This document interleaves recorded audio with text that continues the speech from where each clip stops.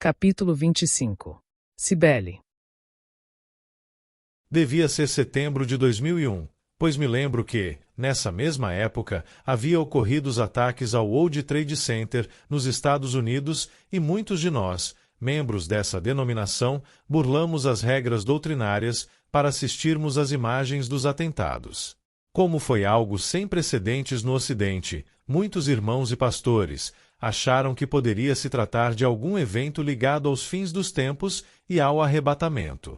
Isso fez com que muitos daqueles crentes, desviados e os fracos na fé, corressem para a igreja, por medo de ficarem para trás, inclusive eu.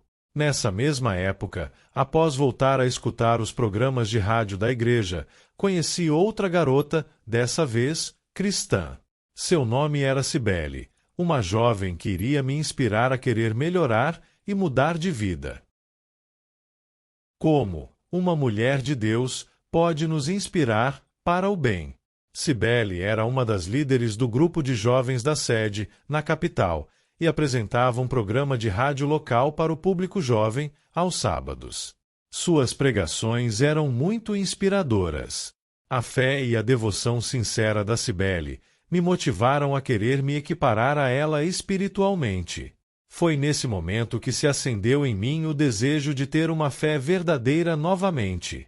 Conhecê-la naquele momento me trouxe de volta a vontade de buscar mais a Deus. Ela era uma soteropolitana de Sussuarana Nova. Sua bela e meiga voz, assim como seu sorriso bonito, logo me cativaram. Fiquei apaixonado por aquele jeito alegre, assim como pela sua espiritualidade espontânea. A fé daquela jovem parecia muito verdadeira, diferente daquelas que eu via manifestar nos crentes à minha volta. Talvez parecida com a comunicação à distância.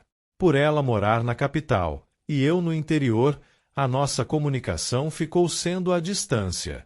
Apesar de já estarem se popularizando, os celulares pré-pagos ainda eram artigos de luxo. A internet naquela época engatinhava, e não havia redes sociais como a conhecemos hoje. Apenas as LAN houses despontavam como pontos de acesso à rede. Como 1 hora de acesso custava os olhos da cara, para um jovem sem um emprego formal como eu, manter aquele contato à distância somente seria possível por carta ou telefone, através dos orelhões, já que eu não possuía telefone fixo nem celular. Por estar apaixonado por ela, eu amava ouvi-la.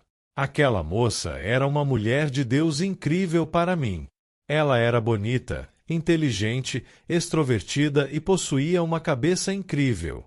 Cibele demonstrava ser uma garota bastante madura para sua idade, pois era bem informada e tinha opiniões coerentes sobre diversos temas. Apesar de me encontrar longe de Deus naquele momento, eu sabia que ela era o sonho de esposa para qualquer jovem crente.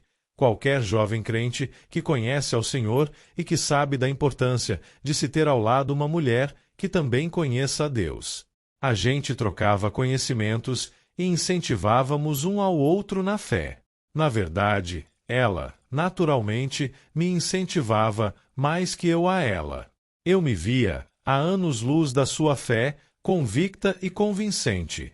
Enquanto eu tinha apenas conhecimentos teológicos, oriundos dos livros e mensagens de outras denominações com as quais eu tive contato, ela parecia crer piamente.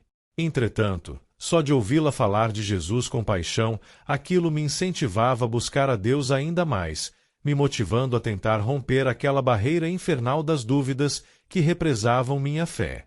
Às vezes, para não ficar por baixo dela, nas nossas conversas, eu sempre tentava impressioná-la com meus conhecimentos teóricos sobre a Bíblia e o Evangelho, fingindo crer em Deus tanto quanto ela. Entretanto, apesar daqueles meus conhecimentos teológicos também fazê-la me admirar, internamente, eu ainda me sentia inferior espiritualmente. Pois, dentro de mim, faltava aquela crença verdadeira que ela possuía e que um dia eu também tive.